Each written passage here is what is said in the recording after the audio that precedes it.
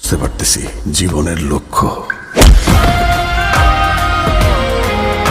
তো ফাইনালি আরফান নিশো অভিনীত দাগির teaser already release হয়েছে। জেলের দাগ একবার যা লাগছে, সেই দাগি সারাটা জীবন। আর নিশোর শেষ সিনেমা ছিল সুড়ঙ্গ।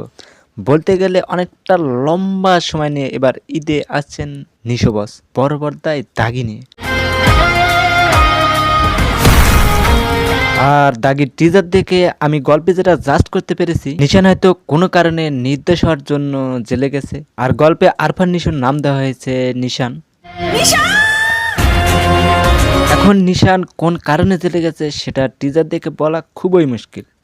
জেলের দাগ একবার যা লাগছে, থামাও হয়তো কোনো কারণে নিশানের জেলের দাগ লেগে গেছে, যে দাগটা হয়তো সারাটা জীবন বয়ে যেতে হবে নিশানকে। সেই দাগি সারাটা জীবন। নিশান জেলে যাওয়ার পর জেল থেকে বেরিয়ে আসলে তাকে আশেপাশের মানুষ হয়তো অন্যরকম ভাবে দেখছে, টিজারে এমনটা বলা হয়েছে। আর এই দাগি সিনেমায় অভিনয় করেছেন আমাদের অনেক পরিচিত মুখ।